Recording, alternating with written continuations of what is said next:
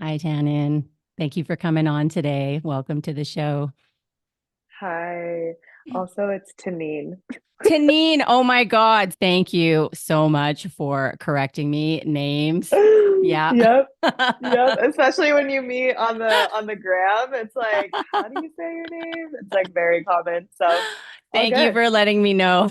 Yep. So I'm looking forward to our conversation and seeing where it goes. I'm looking forward to learning a little bit more about you and what you're up to in the world. But first, where are you? Where are you located? Well, well, currently I am in Maryland. I flew out here from Boulder, Colorado because I'm going to be sitting in an ayahuasca ceremony this weekend.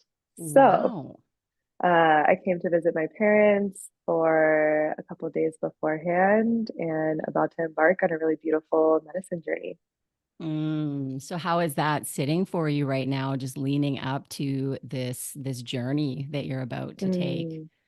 Mm, hmm I have been in deep study of this medicine for the last year. The first time I sat with her, this will be my fourth time sitting with the medicine, and the first time there was just an instant soul remembrance. Mm, And as I've deepened this journey with this medicine, I feel her working through me in my day-to-day life. It's such a beautiful spirit medicine.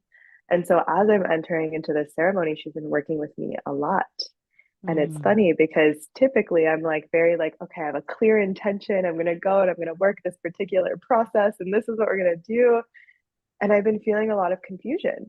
I've been feeling like, what is my intention? What are we doing here? And the beautiful thing is, my tribe and I, we talk about the portal opens about Mm. like 2, 3 weeks before sitting with a medicine, a spirit medicine like this, a portal opens. Yeah. And she's really deeply working with you. And she's been sharing with me, she's like, this is the ceremony where I really want you to know me. So you Mm. know how I can guide you even outside of ceremony. So she's like, instead of coming with your intention, come with your questions and let me help you Yes. get clear. And so it's been really beautiful. It's offered like a deeper level of surrender and also like I, I feel so held by this medicine in my Mm. life. And so I can feel how she wants to like serve my mission, serve me so much more deeply by allowing me to get to know how to actually commune with her. So I feel excited. I feel unclear. I feel uncertain. And that is honestly like such a beautiful place to Mm. be. Yeah, it truly is. Thank you for sharing that. I was just thinking about opening into something, whether that be ceremony or an invitation Hmm. to work with someone or whatever that might Hmm. be, and how the Yeah. journey kind of starts when you say yes. And then the portal is Oh, open. yeah. Yep. The portal Yep. is open. And I wonder, especially with this medicine, how did you Hmm. know that you wanted to work with her? What was your, if you remember from, a year ago, what was your first kind Hmm. of, wow, this could be something that I might like to incorporate, to learn Mm-hmm. from? Beautiful question. I ayahuasca was in my field for probably 3 years before I sat with her. Mm, There was major resistance on my end, a lot of fear. You hear a lot out there, and people are like, oh, it's really hard to integrate, and it's really, and there are truths to that. And so I had felt her, I felt the call. It's been in conscious community and conversation for a very long time. And I knew at some point I was gonna sit. And my roommate, my best friend, was sitting with this tribe, and we're sitting in the US, and there's this ego part of me that had this whole idea of like, oh well, when I sit with ayahuasca, I'm gonna do it in Peru. I'm gonna go to the lands and like the whole thing. So I had all this like this perceived judgment of like what the experience, like I was like, it has to look a certain way. of course, yeah. But she brought it to me and I just felt the pull. It was a visceral knowing that I had to be Mm, there. And, this is what I recommend for anyone working with these types of medicines. Like, don't just do it because everyone else is doing it. mm, Do it when you feel the like deep pull in your body. because I mean she's an earth spiritual medicine. So like we are from the Mm. earth, and she will call, like they say, like ayahuasca calls, like you'll literally viscerally feel the call. So Mm. I felt the call, and the first time I sat, it was an instant knowing that me and this medicine have worked together for lifetimes. It's like I Mm. knew her. Yeah. And from that moment on, every time this particular tribe has sat, I have chosen to sit with them. And that has been my prayer and my devotion to like really learning, because I deeply trust the medicine man. I deeply trust the guardians that hold the space, like the level of unconditional love that they embody, and the purity of all of their intent amplifies into the space. And I do think that there are, you know, people that are creating ceremonies and things that aren't as clean. And so, Mm. you know, Aya called me to the perfect people, the perfect tribe. And so it was a visceral call. Mm. Well, and I think you Yeah. touched on something really important. You said that, I trust these people. I know that they're, acting in integrity, and Yeah. I feel a call to sit with them more. And I think Yeah. sometimes we can override that when we really want to have an experience. Mm, mm. Wow. So true. Yeah. Yeah. So for our listeners, that's a nice little nugget when you're looking to do some kind of medicine, whatever it is, really feeling into it, And I love how you said I had the inkling for about 3 years. I'm in the same position myself because I have not personally worked with IU, but it keeps coming into my field now. She keeps Mm. showing up in many different ways. Even in Mm-hmm. this conversation, I didn't even know we'd be talking about this. Yeah. And there Yeah. she is again. So I When she always find calls, it, she calls. yeah, it's fascinating how when it's time, it's time. Yeah. Yeah. Yeah. And I actually, when you shared that about like you trust them, and Mm. what I and like sometimes we're so excited to have an experience, what rang for me was like that also applies for like coaching. Yeah. Because I remember, Ding, ding, you ding. know, Totally. y- Yeah. yeah, I remember when I was like so committed to becoming a coach, like really like entering into this industry. I just wanted to like I just wanted to have the experience, and I was Hmm. not tuning into my body. Right. It was more of a mental decision of like, oh well, I have to work with this person because they have what I want, Yeah. and so I have to do it. But it was coming from here and my mind, Mm. and what I've learned through spending thousands and thousands of dollars on people that just weren't aligned was that when I make decisions from my body, Mm. it always leads me into deeper embodiment of my soul.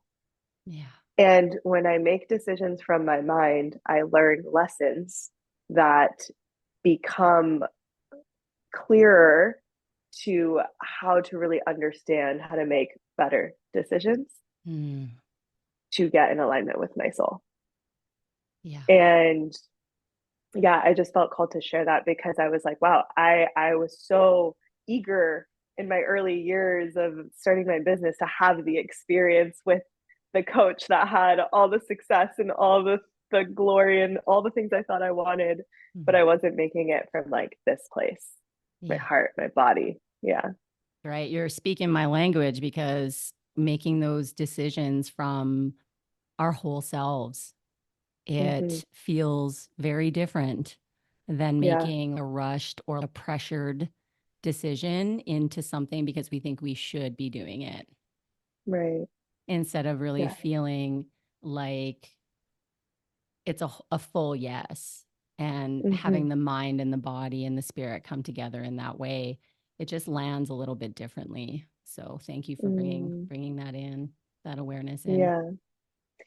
Yeah, I feel like it's so much of my passion and my purpose in this life, because I've when I first awakened on the spiritual path, there was so much trauma in my Mm. body, and I was so unaware of that I even had a nervous system. I didn't Right. even have language for you know, Yeah. the the visceral experience of like, oh, well, I feel pulled to do this or I feel pulled to do that. But is it from trauma? Is it from survival, or is it from truth? Is it from my Mm. heart? Is it from higher wisdom? And I made a lot of decisions in my early 20s when I like had my awakening and I was in corporate and I was trying to get out, and I was so in survival and I thought it was my intuition. Mm-hmm. And it was actually really difficult for me to understand how to discern the difference, because you could even have like a survival trauma response that can convince you it's your intuition. Mm-hmm. Ain't that the truth? Yeah, when when I reflect on those days as well, even personally for myself, because I think that there's a lot of parallels there. A lot of the yeah. things that I was doing were stemming from trauma. And when I was going into things, I was going into things with an attitude of, please save me. Mm, mm, I know that one well. Yep. And anytime that happened, it ended up not going so good. Like I don't take any of these experiences back because they're all part of this journey, all Right, part of getting to know the nuance of discernment. What is right. that?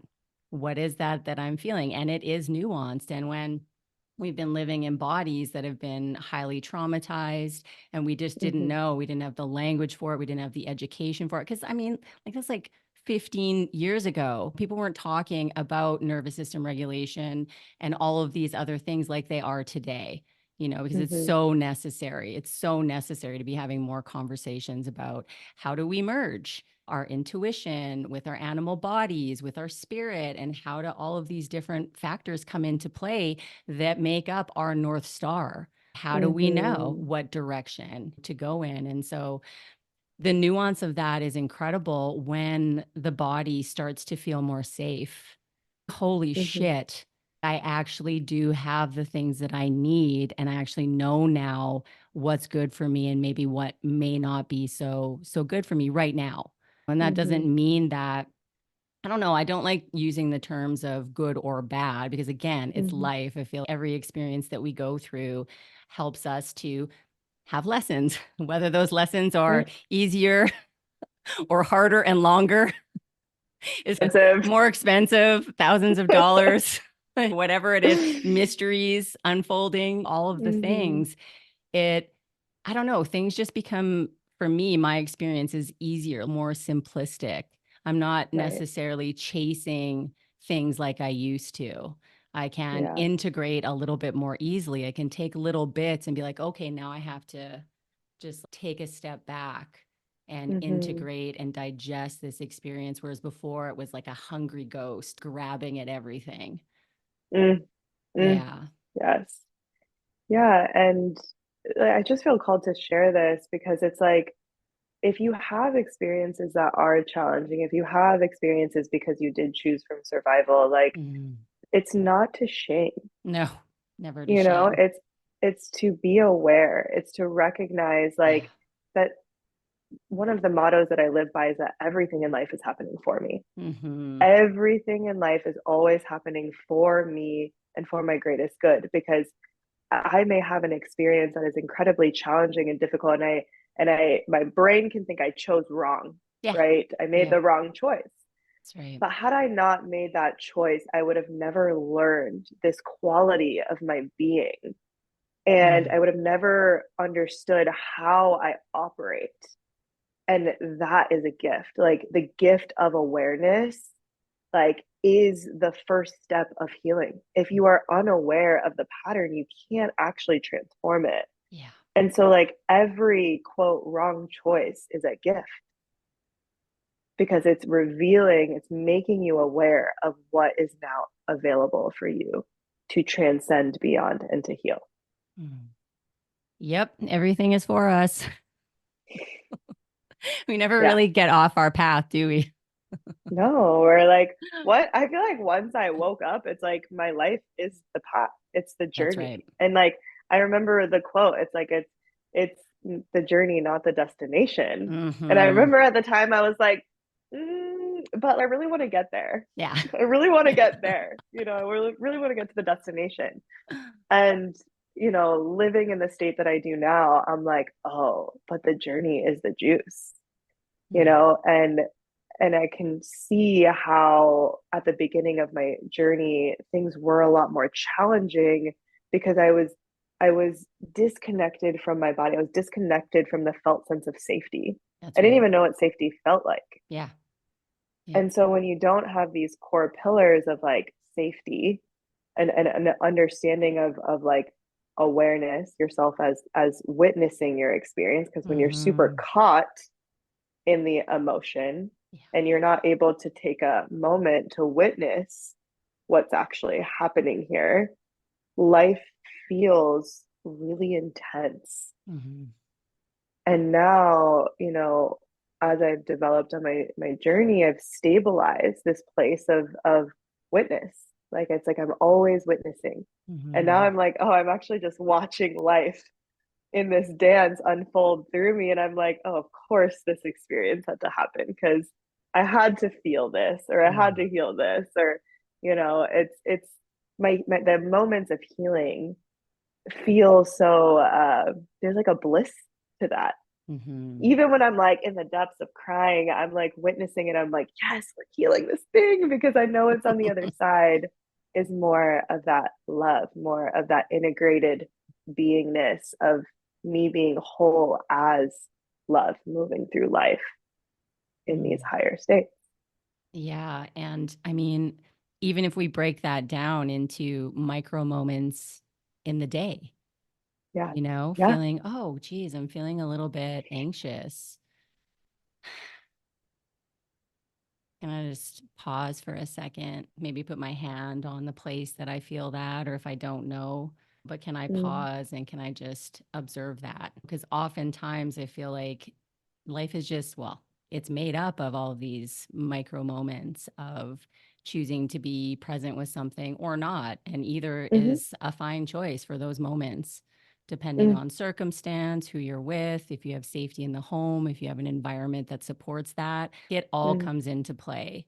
And so that brings yeah. up that word shame again. There's no shame. You are where you are, and it's okay.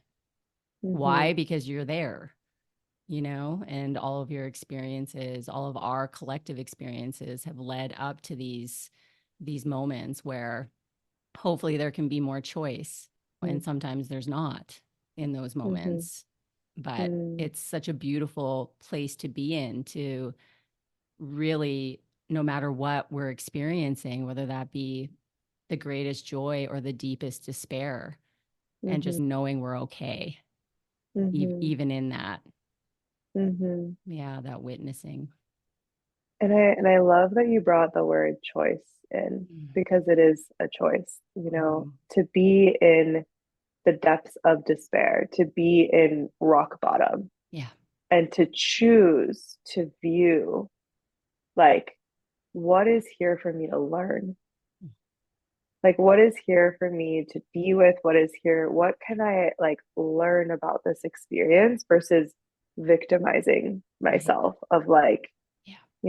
feeling that helplessness because I mean, I've been at rock bottom more times than I'd like to say. Mhm. Same, same. Totally. And each time I just remember there's a resilience in my spirit. There's a resilience in me that's like, I know I'm here and I know that everything sucks, but what is this teaching me? Yeah. What am I here to actually evolve? And that actually made those experiences completely different. I felt an empowerment within Right. me, and I really feel that word choice. It's all choice. Yeah.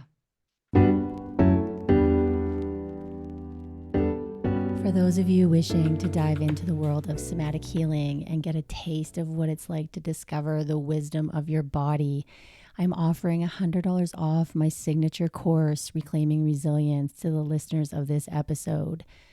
It is a self paced 5 week course that teaches you how to be with big emotions and sensations. It expands your capacity for more joy, more love, and more pleasure, while you also learn how to access your boundaries, intuition, and build safety within your body. Essentially, you'll be learning how to harness the power of your nervous system and welcome in more clarity, authentic communication, and fulfilling relationships.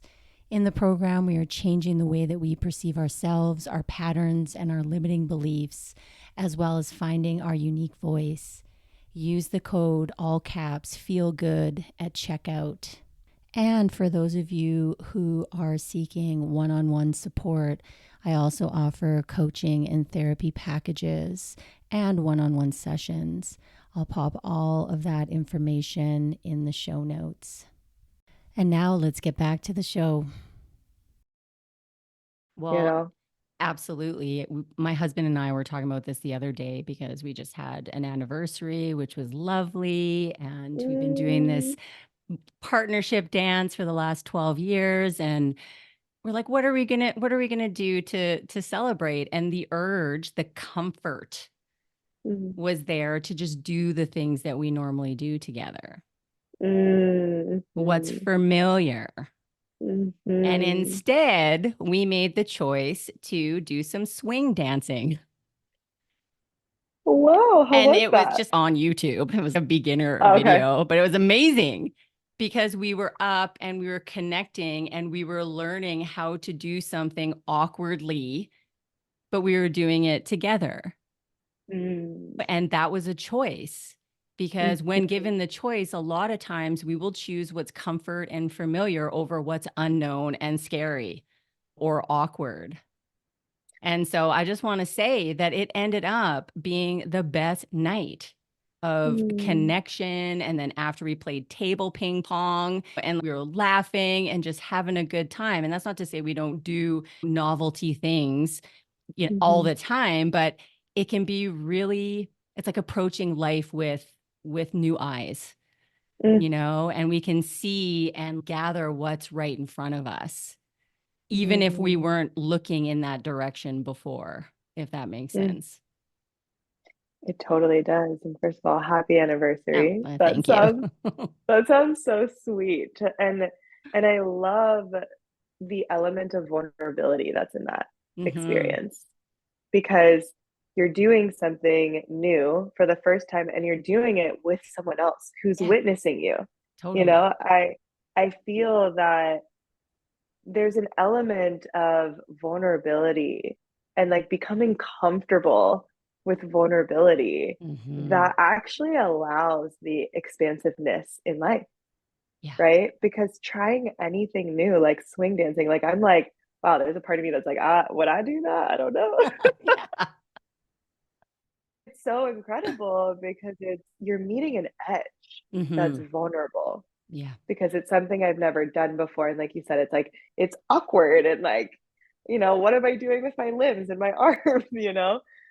But I have found that there was a there was a moment when I started to get into Brene Brown's work. Mm. This was like way back early on in my journey. It was actually a rock bottom moment that I hit. And my mom sent me one of her books, and I can't think of it in this moment, but she was talking about shame and vulnerability. And this is like her key talk. And I was like, wow, I don't know how to be vulnerable. It was Mm. like an eye opening experience to me that the closest people in my life actually don't know a lot about me Right. Yeah. because I really struggled to be vulnerable. And underneath that was there was so much shame that I held Hmm. around some of the decisions that I made and who I had become. And so I chose to master that. I was like, I'm going to become a master of vulnerability. Mm. And I truly feel this is one of the things that when we're dreaming of this life that feels so far from like where we are now, right? Mm. Like everyone has these like desires, these dreams, these goals, and it requires an immense amount of vulnerability. And I think that's one of the things that holds so many people back from achieving what they truly want, is that they're unwilling to be vulnerable with themselves about what they truly want. And they're unable to be vulnerable with other people about the struggles, the experiences that they're having to get there. And they just like hold it all in and shut it down. Mm. And then sometimes they even give up. Yeah. And so, yeah, I just find that doing new things, even if it's like swing dancing from YouTube, like being able to just practice something that feels Mhm. vulnerable Mhm. in life is such a beautiful practice. And it's something that I always keep in my life to like have me meeting my edges. Mhm. Yeah, it's Hmm. like what can I say yes to Yeah. that I Yeah. don't necessarily want to say yes to? But deep down, I want to say But yes deep to. down, there's maybe a pinky or a small little section of me that actually wants to experience that. All Yeah. of these different parts of us, some Hmm. happy and joyful, some sad, some angry, all living within us in different Hmm. places. And Mm. so I am curious about your journey with vulnerability and Mm. mastering that. Do you remember how you started? What did you start doing to help you bring out more intimacy in your relationships, intimacy with yourself Mm. when it comes to vulnerability? Mm. That's such a good question. Where I started on the journey was I had to first be vulnerable with myself. I started uh awakening to vulnerability at a rock bottom moment for me. I was 25 years old and I had raised $10 million dollars with an ex-partner to start a hemp farm in Oregon. Mm. And the deal was through, and then all of a sudden, a flip switched in my partner and conversations happened and the deal fell through. And I basically, in that moment, had to move back home with my parents. I had stopped my coaching business. I had put all of my life into starting this hemp farm.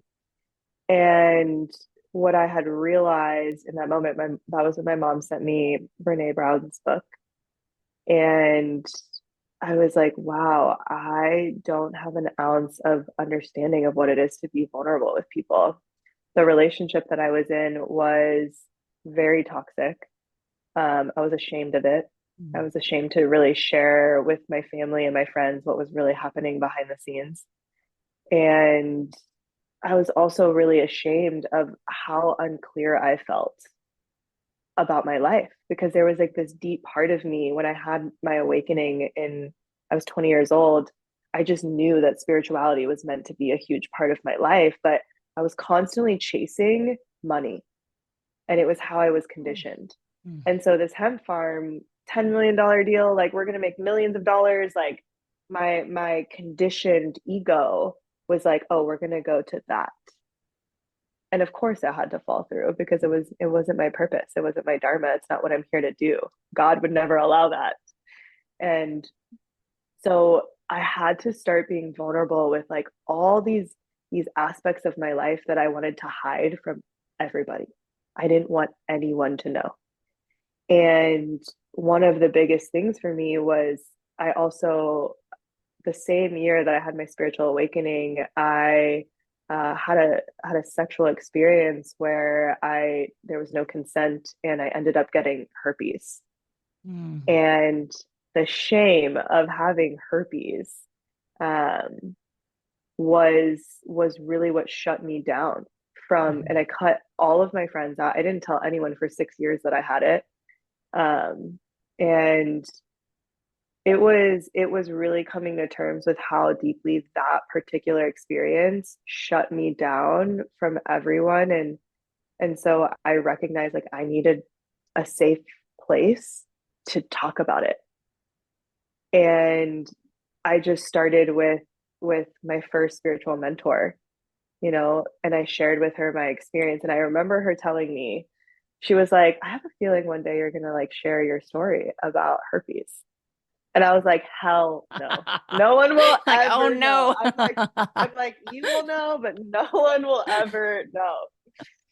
And I actually healed. I cleared it out of my body 2 years ago. Mm, And there was a moment where I was like, I'm going to heal this. I know other people that have healed this. I know mm, that society has conditioned me to believe that I can't, and I'm going to do it.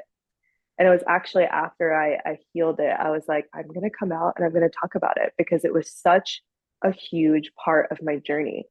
And ultimately what I realized was like what was blocking me from vulnerability was shame. The aspects, the parts of myself that I didn't want anyone to know existed. mhm, And so it started by actually entering into communities and meeting people where I felt safe enough to share these parts of my journey. And it was crunchy at first, it was challenging, it was heartbreaking, it was um at the same time very expansive for me because shame holds so much weight in the body. mhm, It like literally sucks life out of you. And so I was feeling like, oh my God, I'm like sharing with people these aspects of myself and my journey that feel so shameful. But at the same time, every time I did it, I felt lighter and mm, lighter. And so that gave me an internal motivator. I was like, there's something to this.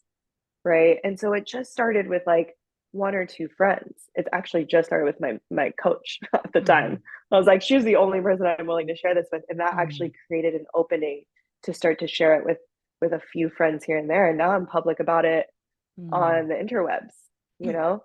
I feel liberated from it. And I actually love those parts of my journey. Truly love, and I'm grateful for all of those experiences. And I feel that being able to be witnessed in these deeply negative emotions is how they actually metabolize through your system, is when someone on the other side witnesses you in mm, pure love, and the love doesn't go anywhere, and actually it deepens the love and the intimacy, and you actually find that your shame, like the reason you were hiding it was because you felt like ultimately unlovable, or like if people find this out about me, I'm gonna like lose connection, I'm gonna lose something. And I have found the more vulnerable I am, the more people are just in awe and like love me even deeper. mm. So it was like reprogramming the story of shame. Yeah. Yeah. W- Thank you for sharing all of that. And just, I want to celebrate that, this liberation. Here we are talking about herpes. Like, Here it's we here are. we are talking about them herpes. Totally. Yeah. And you said a few words that, I mean, they just ring true over and over again. One of them was liberate. Mm-hmm. When we can be witnessed by someone empathetic, someone who we feel safe enough with, that does Mm-hmm. create an opening Mm-hmm. to, oh, I'm not this. I'm having an experience of this, but Mm-hmm. that doesn't mean that this is my whole being. It is Mm-hmm. safe to be me. It is safe to have these things. It is safe to experience the different emotions that come along with the things that we feel shameful about. Mm-hmm. Shame in and of itself is just another emotion, but when it becomes toxic, it lives in our cells.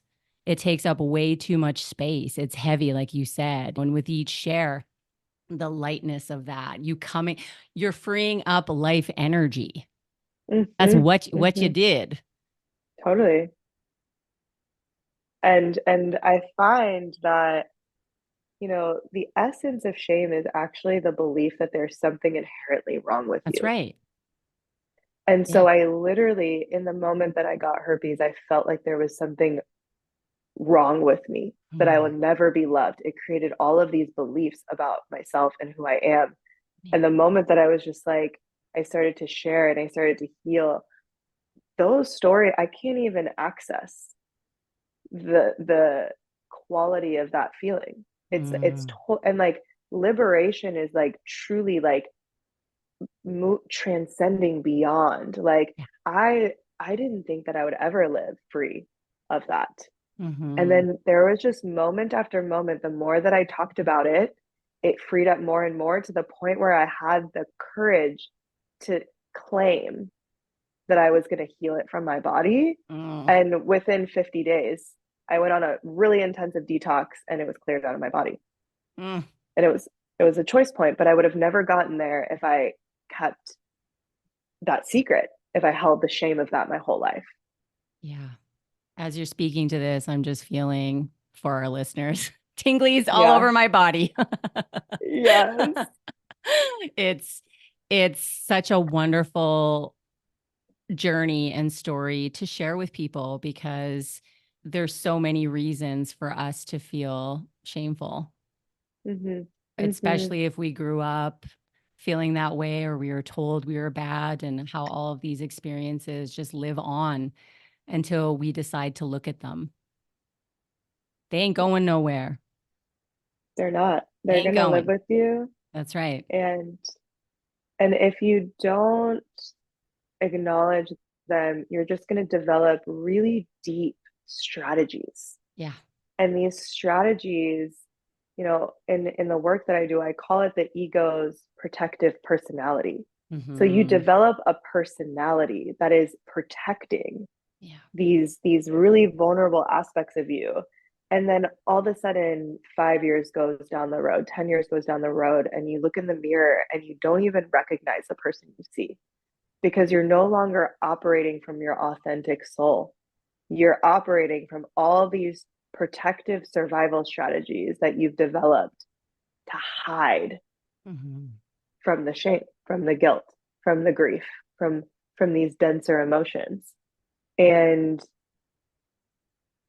I witness this in so many people. It creates like a dull, Yeah. like literally like life starts to feel gray and dull. And it's like you could be, you know, in the lands of Egypt, you could be in Europe, like gallivanting, and it's like you can't feel the full aliveness of life, even when you're doing like the most epic things. Hmm. It's like life dulls itself. Yeah. And it's because there's all these stored, trapped emotions holding and all these strategies that you've developed to operate. And I was living in that. And I remember I was like in Portugal on a boat. It's beautiful. And I'm like, I can't even feel the the joy and the pleasure of this experience because I was so numb Hmm. by all the pain. And I was just operating from these survival strategies. And so, for the listeners out there that are like, well, why would I want to feel my shame? It's like when you feel that, that's also what allows your body to like free up to feel the aliveness of life. Yeah. And if you don't, like it's just gonna keep festering. Like you said, it's not going anywhere. Hmm. Yeah, absolutely. These things have a way of sticking around until they don't have to anymore. And speaking to relationships and not being able to access genuine connection. You Mm, have maybe you have all these friends or a partnership, but again, because these things are trapped inside and they're part of us, part of our experience, but we haven't allowed mhm, anyone to share in that experience with us, it can feel like nobody knows me.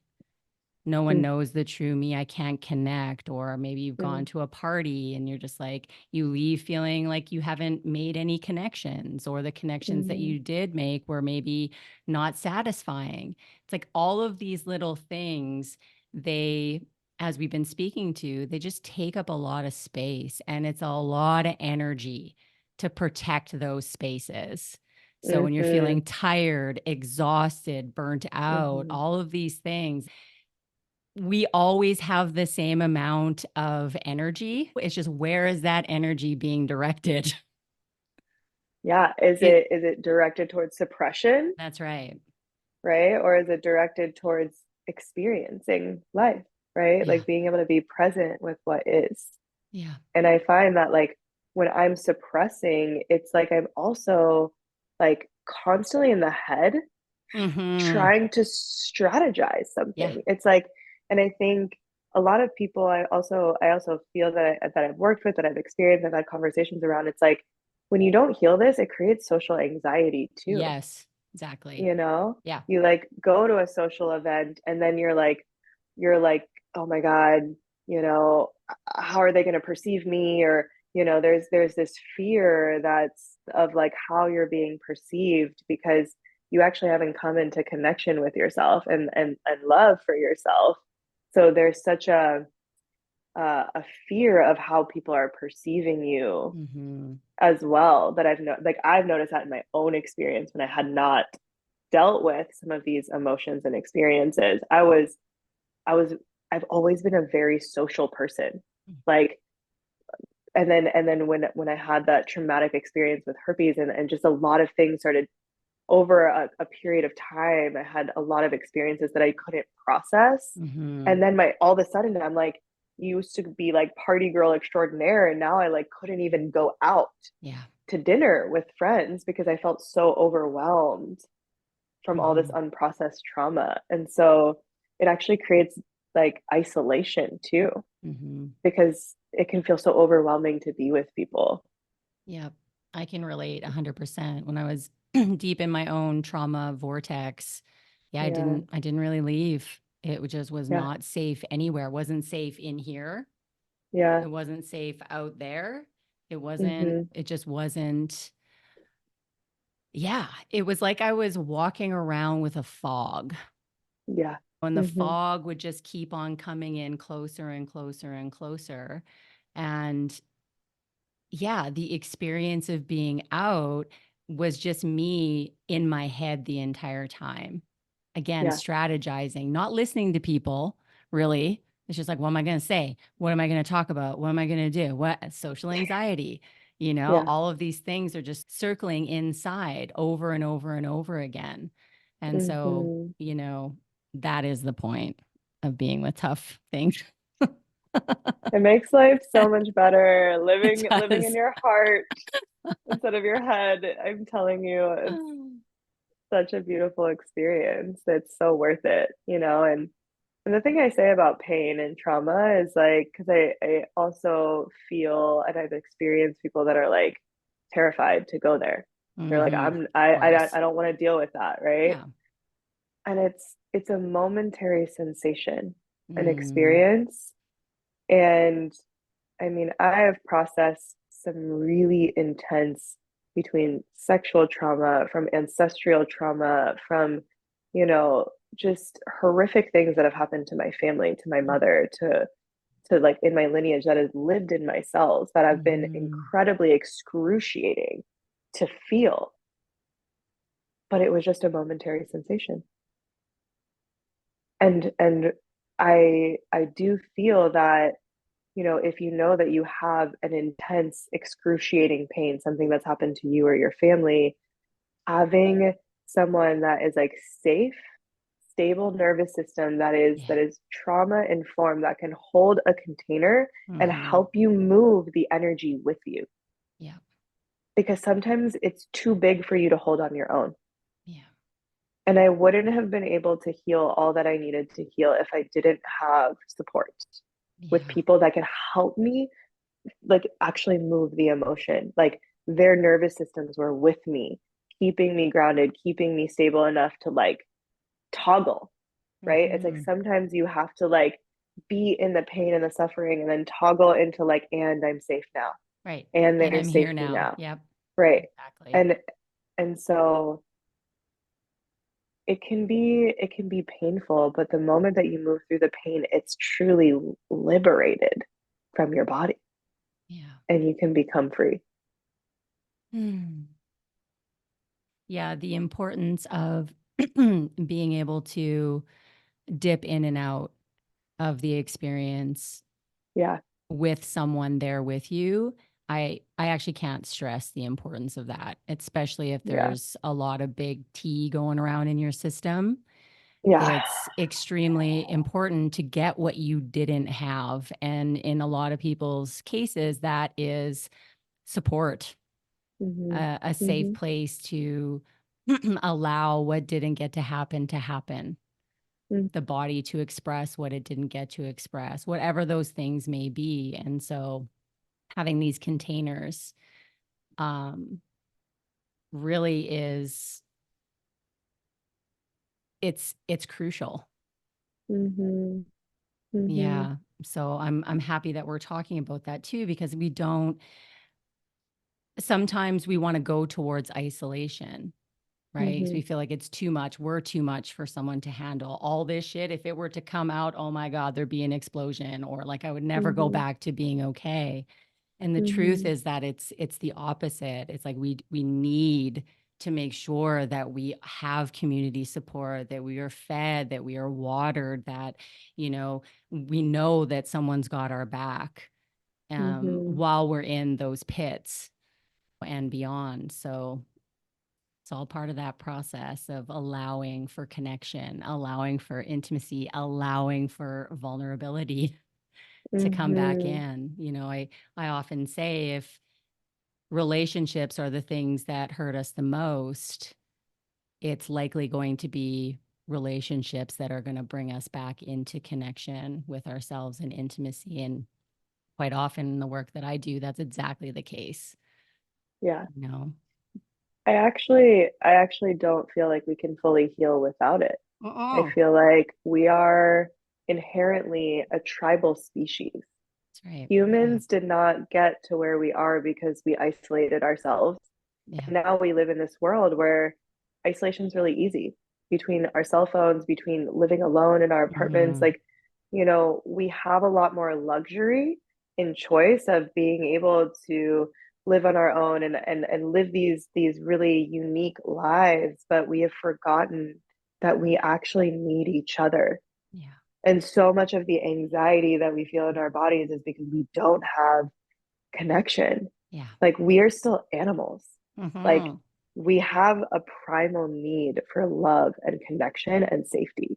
Hmm. And you may feel safe in your luxury apartment. You may feel safe with all the things that you have, but you still feel this instability in your system because you don't actually have safe, loving connection. And it's necessary to have a healthy nervous system, have a healthy like body, mental and emotional health.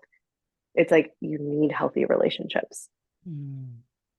I feel Yeah. like it's an actual need that we have. Yeah. And it's a lot of it is education too, because the things that are triggering for us about Mm-hmm. being in relation to someone else, it's typically, again, this past version that either didn't have a need met or was Yeah. talked down to or bullied. And this thing that we spoke of earlier, where it doesn't go anywhere until it's learned differently, until it's Yeah. experienced differently. So that process of learning and unlearning and allowing new relationships to come in, it is this act of well, not extreme, but in certain cases, it is like the relearning phase of how to Yeah. open up to another human being without going into shutdown. Like Mm-hmm. when you have those experiences of, whoa, that was the best. I got so loved up on. And then you go Yeah. home and you're like, I never want to see them again. It was too much love, too much Mm-hmm. connection. And Mm-hmm. speaking to being able to be this container, to be able to hold that amount of joy and pleasure, it takes a little bit of practice when you didn't Mm-hmm. have it, when you didn't Yeah. know it. Maybe you don't even have a felt sense of what that feels like to be loved like that. Mm-hmm. And It, that's why we need each other to show. Otherwise, we just be like in our own corners of our rooms, like not learning anything new, not yeah. experiencing anything new. Mm-hmm. Yeah. I so feel that. And from the work that I've learned about the attachment system, the nervous system, and Hmm. really repairing into a secure attachment, I've had a lot of big T trauma. And Yeah. so it on average takes 6+ years to really rewire the system into secure attachment. So, if you're listening out there and you're like a year in your journey and you're still like, why do I feel this? It's like Hmm. recognize that the body, it takes thousands of imprints That's right. of Yeah. safe and healthy connection.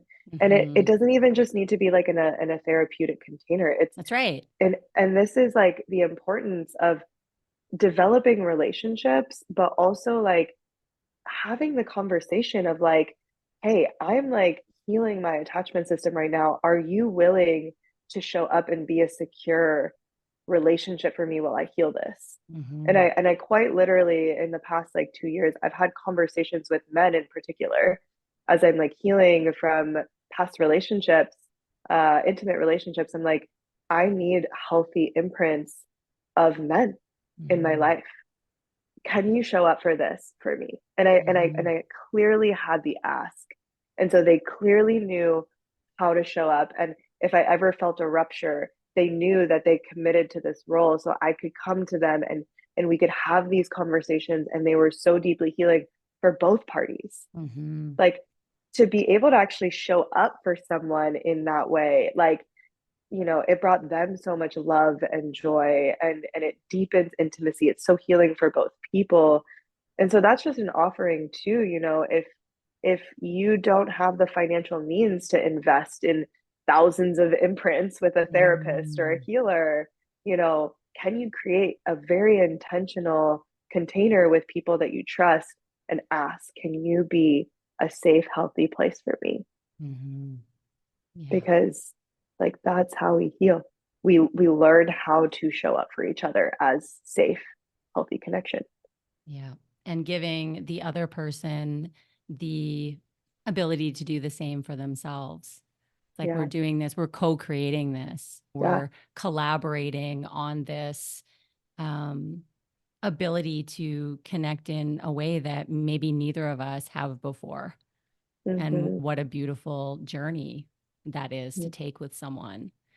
And Mm-hmm. typically, what I find, especially with attachment wounds, and again, I'm glad that it's becoming more in the mainstream because people, this Mm-hmm. element of shame comes in. It's like, I just can't hold a relationship, or I just don't know how to be, or I feel really anxious. Something's wrong with me. And Mm-hmm. a lot of folks don't realize that those attachment wounds, they actually live in your nervous system for so many folks, Mm-hmm. especially Mm-hmm. if it's small, like when you were little, these imprints were made. Yeah. That formed as part of your nervous system. So what you're speaking to is again this reprogramming that takes time, and it doesn't mean that you're not going to experience beautiful transitions and beautiful moments, like healed yet or Mm-hmm. healed now what? It's like, well, am I ever going to be healed? And the truth is that like no, it's a journey of liberating all of these parts that just didn't get the love and the connection that they once needed. And even Mm-hmm. though we might feel that we're on shaky ground throughout bringing these connections back together, there are changes that you'll notice throughout that journey, whether it's year 1 or 2 or whatever, even the awareness of, wow, this didn't just start with me, which is often Mm-hmm. the case. Mm-hmm. And so it Yeah. takes the conversation of what's wrong with me to, oh, I needed hugs and I didn't get them. I needed Yeah. closeness. I don't know what to do with this emotion because I was never taught how to be with emotions. I only Mm-hmm. know how to do this because I was celebrated when I performed well, but I don't know how Mm-hmm. to metabolize the hard things, the friendships that didn't work out, or whatever else it is. And so Mm-hmm. once we can reframe that to, it's just learn skills, and Mm-hmm. it's, yeah, repetition Yeah. I in a love how lot of you just cases. simple. Yeah. Yeah. I love how you simplified that in the sense that like you're just learning new skills that Yeah.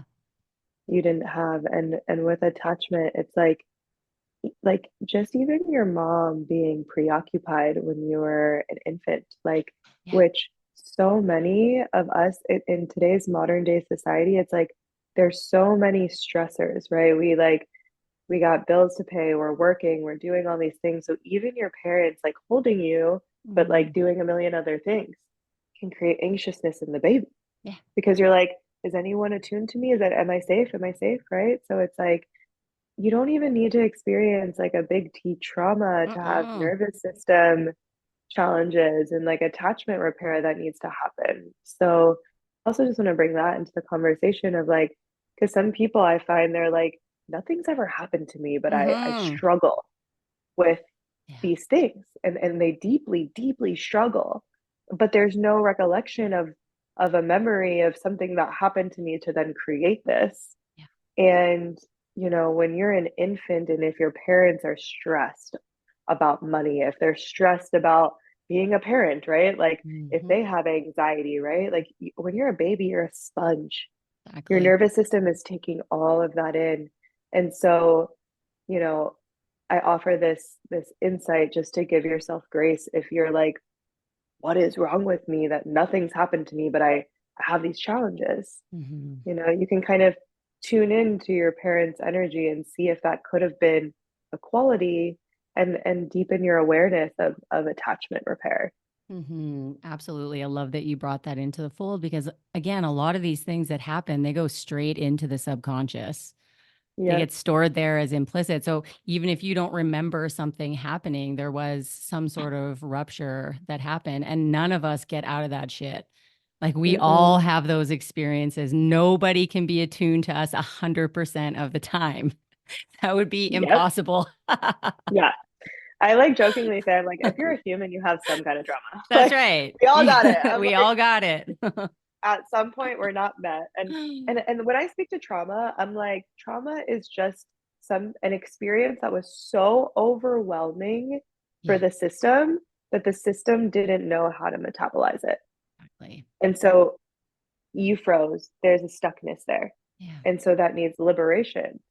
And sometimes you'll cry or you'll feel an emotion, you're like, I don't even know what that's from. And Hmm. it's from these subtle experiences throughout life where there was just overwhelm and an inability for the nervous system at the time to fully metabolize that. Yeah. There was some sort of rupture of a boundary, whatever that Yeah. looks like. In my work, there's a lot of therapy I do around sexual trauma. And Mm-hmm. so same thing comes up. Well, I don't remember ever being, abused or molested or anything like that. But yet there's this thing that I'm experiencing, whether it's with my partner, if we're being intimate and suddenly I feel disgust. What is that? People can think, oh, it's my partner. This relationship is coming to a close because I can't be intimate. And Mm-hmm. oftentimes, what will happen is even if we had an experience where we were becoming intimate with someone and our bodies were saying no, Mm-hmm. but we thought that we needed to appease this other person in order to make them happy. So, talking into people pleasing and all of these things now, Mm-hmm. the body still interprets that it didn't want to do it. It didn't Mm-hmm. want to do the thing, but we did the thing. So it internalized that as a rupture. Yeah. And so the body doesn't necessarily differentiate between that and like having like a bigger trauma. Still a physical boundary was crossed.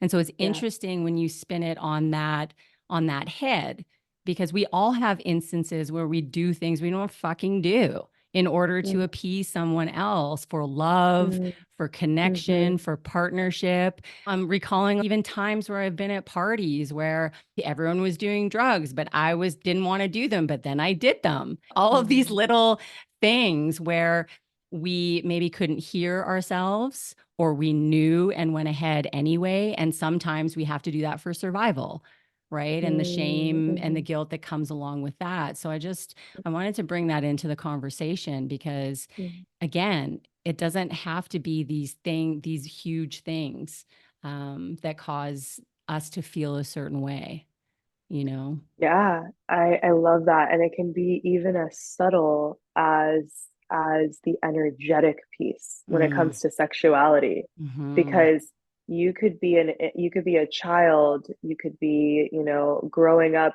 at any point in your life. And if someone has an energy that is also penetrating your field, that Mm, feels like a boundary. And then all of a sudden your body's like, it closes, and it's like, this isn't safe. Like, something about this doesn't feel right. It doesn't feel good. Yeah, And so it doesn't even need to be physical boundary. It could exactly. be an energetic boundary that's being crossed that can Hmm. then create a contraction in the system, and a natural survival mechanism comes online to close around sexual energy. And so Hmm. it can be as subtle as that. Yeah. I mean, this is a perfect segue into what is the energetic revolution mentorship. Yeah. I'd like to know about these things Yeah. from you. Yeah. So, the Energetic Revolution is a program that I developed with all the tools and teachings I wish I had throughout my spiritual journey. Mm, And I work with people who are wanting to become trauma informed spiritual healers. And I also work with people who don't necessarily want to become healers, but they want to have these tools for themselves through their awakening. mhm, And it was a 6 month program. I'm extending it to likely 10 months this round, and I'm not changing the pricing because there's just so much information that I'm including into this round, which I'm really excited about. But ultimately, what the journey of the person goes through is you learn how to revolutionize your view mm, from the energetic lens. You actually start to view life through energetics, meaning emotions, meaning the mm, subtleties, meaning you're going to learn starting from like the fundamentals of quantum physics, which, it's the true nature of reality. And the way that I teach it is it's so simple and fundamental. It's just what you need to know to empower you on your healing journey. And then you learn these maps that I've developed, and I've been on the journey of healing and awakening for a decade now, and I have simplified the whole journey into these maps that I have found that have really supported. I mean, there are people that have come into my program. I remember last round, one of the women was like, I don't even know if I believe in spirituality, but I just feel called to do this. And now she is working for my company, and she is like the biggest advocate for this work because it's totally transformed her from the inside mm, out. So mhm, you're going on a visceral journey for 6 months, and I teach concepts every week. And then we actually do integration calls every week where I'm working with people's systems, and I'm helping point to things within their system so they can actually start to feel the subtle energetics of their holding patterns, mm, and they're learning about their protective personality structures, and mhm, they're learning how to heal that so that they can actually express their authentic soulful self. And it's all rooted in science and psychology. I'm so passionate about speaking to the logical mind mhm, so that you can actually learn how to surrender to the intuitive mind, mm, because we've been brought up in a society that is very analytical and logical, and I was one of those people. So when I started my spiritual journey, I was like, okay, everyone's talking about this woo woo stuff, but what does this really mean? So I speak spirituality through the language of logic and science, and it actually has helped all of my students be able to surrender to this intelligence moving through them so that they can experience miracles in their life. And it's so beautiful to watch the journey because it truly happens. I watch all of my students start manifesting miracles in their life through their healing and through these practices. And so it is my life's work, and I love it. It's a coaching container, and it's a group container where we're healing mm, trauma, mm, because I have also found that when you're in a group of people that are on this journey with you, you mm, don't need to source outside to find safe people. We're all mhm, speaking the same language. We're mhm, all committed to the depth of healing, and you have a group of people that you can reach to at any time when you feel overwhelmed so that you can be met in a safe connection. And so we're literally doing deep nervous system attachment work while learning how to manifest the life of your dreams. And so that is the energetic revolution. Can I get a hell yes, people? Yes, yes. That is such beautiful work. And I feel like you're right. Having these containers where people can come in and get educated, not only on a logical mind level, but a body level, a spirit level, an energetic level. That's what these times are calling for, because there's, no parts are left out. Yeah. And how And there's necessary is that?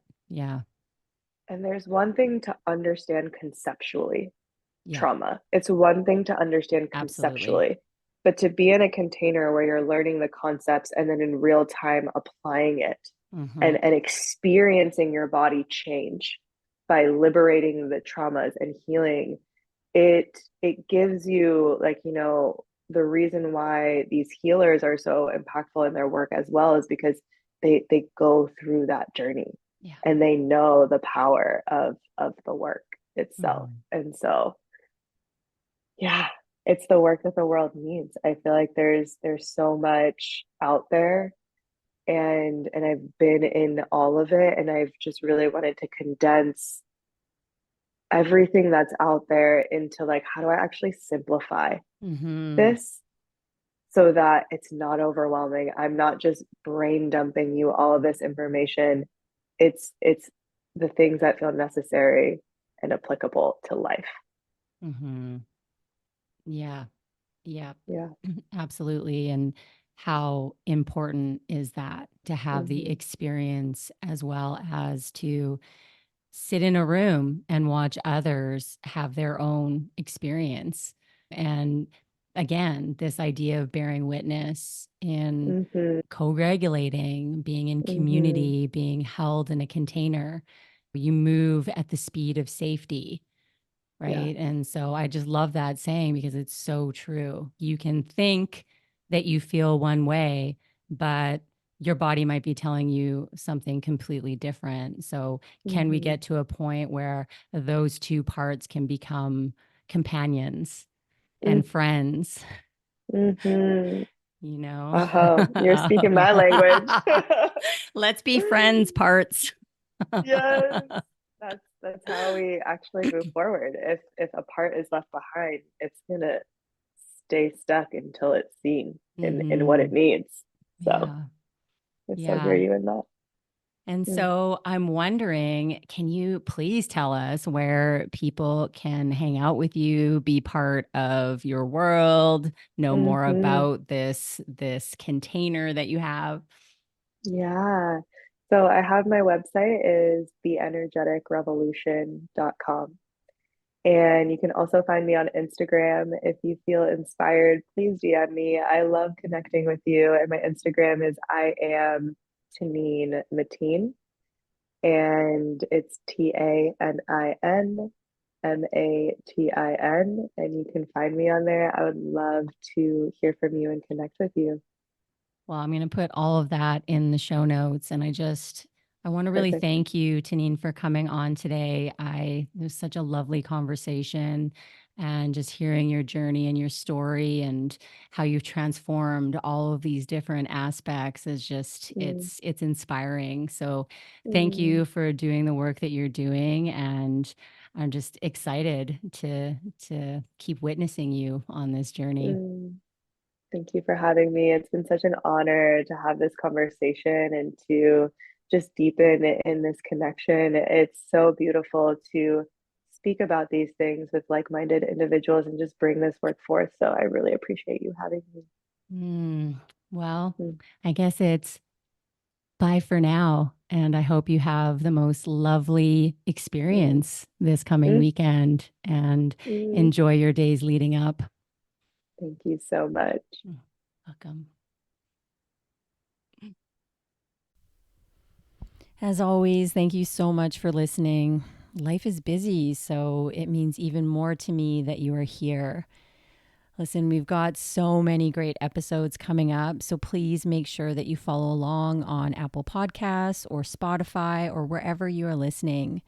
And if you appreciate these episodes, please do us a favor and leave a review and share the show with anyone you think this episode would benefit.